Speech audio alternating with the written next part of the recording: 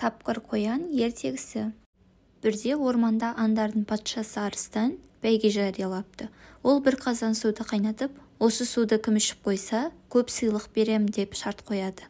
Көп сый-сияпаттан дәмеленіп, бақтарын сынап көргісі келген аңдар бірінен соң бірі келеді.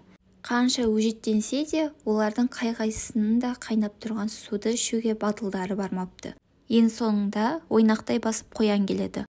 Ол қып-қызыл шоқта тұрған қазанды көтеріп алады да, суды ыстықтай ішуді жақсы көремін деп жан-жағына қарайды.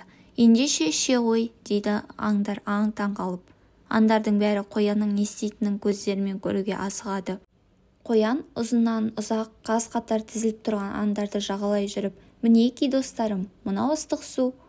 Көздеріңмен көріңдер, сенбестік танытып жүрмеңдер деп бас-басына көрсетіп шығады. Қоян аңдарды басынан аяғына дейін аралап шығып, бәріне бірдей көрсетем дегенше қазандағы су суып қалады.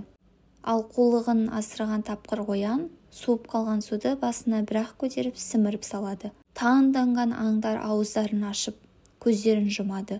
Тіпті олар қоянға қызыға қарай бастайды. Алданған аң патшасы арыстан қоянға көп сыйлықтар беріпті. Міне нағыз ер деп мақтапты. Сөйтіп, небір айлалы аңдарды асырып түскен тапқыр қоян көп сыйлыққа ие болып, қуанышы қойнына сыймаған екен.